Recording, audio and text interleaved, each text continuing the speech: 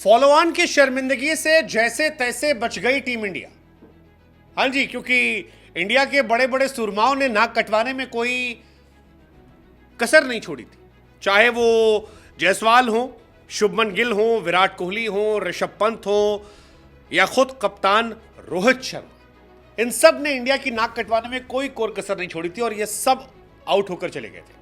Australia हमें follow on देने वाला था और अगर फॉलो ऑन मिलता तो इंडिया की हार लगभग लगभग तय मानी जाती, क्योंकि इंडिया के लक्षण 250 रन बनाने लग नहीं रहे और ऑस्ट्रेलिया को एक दिन मिल जाता इंडिया को दोबारा बैटिंग करा के ऑल आउट करने का।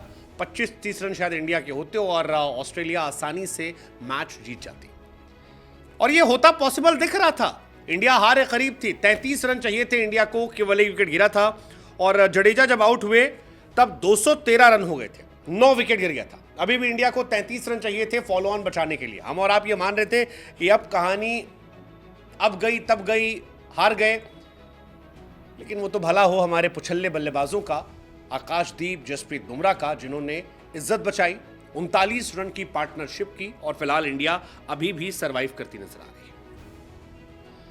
चौथे दिन इंडिया की कहानी बहुत खराब थी यार, बहुत खराब थी। रोहित शर्मा आते ही आउट हो गए, लेकिन उसके बाद जडेजा, जिन्हें हम एक तरीके से रिजेक्ट कर चुके थे कि नहीं यार, he is not in our priority, उन्होंने बताया कि भाई साहब, दुनिया के नंबर 1 ऑलराउंडर हमको ऐसे नहीं कहते, हम में बहुत दमखम है, हमको खेलने दो, हमको ज्ञान मत दो। हम बहुत साल नंबर 1 रहे और विदेशों में खेले हैं, प्लेयर ऑफ द टूर्नामेंट रहे हैं विदेशों में, ऐसे नहीं रहे है हम में।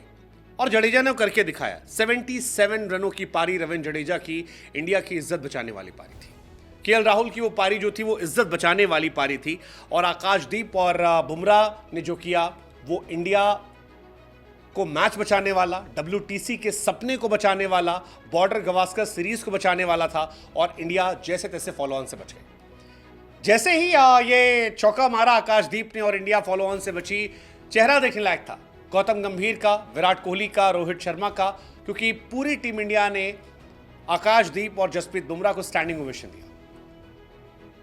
इंडिया के गेंदबाजों ने पहले भी इज्जत बचाई है। शमी बुमराह ने लॉर्ड्स में बचाया था, आकाशदीप बुमराह ने गैपा में बचाया है।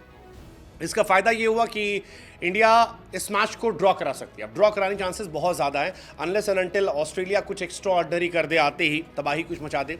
अदरवाइज चांसेस बहुत ज़्यादा है कि इंडिया इस मैच को ड्रॉ करा ले जाएगी, क्योंकि कंडीशंस ख़राब है।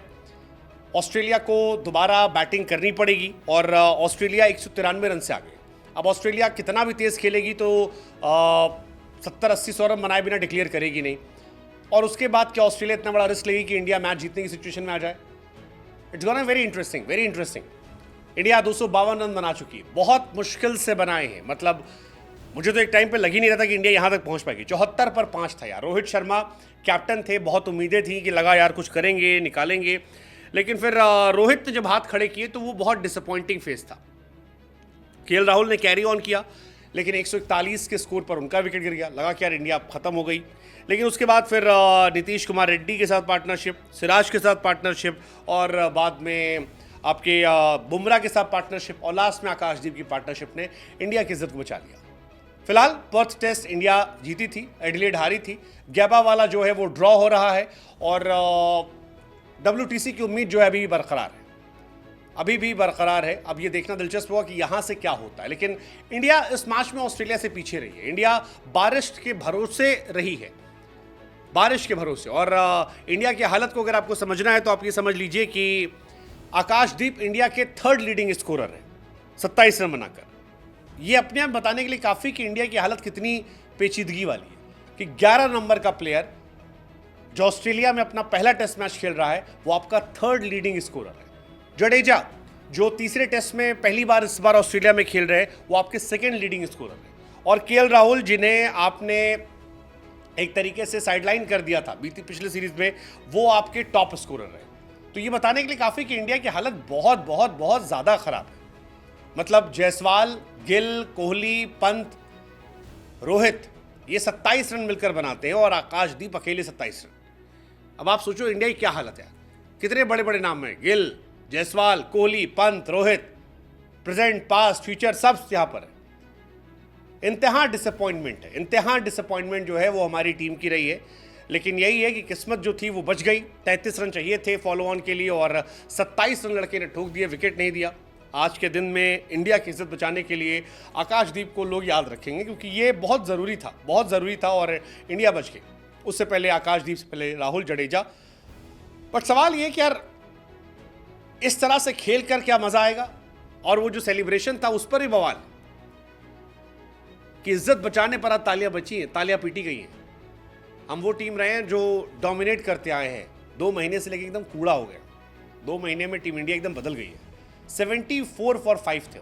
टॉप ऑर्डर तो हमारा ऐसा लगता है खेलना ही भूल गया, बिल्कुल खेलना भूल गया टॉप ऑर्डर हमारा। लेट्स जस्ट होप कि ये जो फॉलो ऑन बचा है यहां से एक नई इंडिया की शुरुआत हो, एक बेहतर कॉम्बिनेशन जुड़े और इंडिया परफॉर्म करके दे। Let's just hope.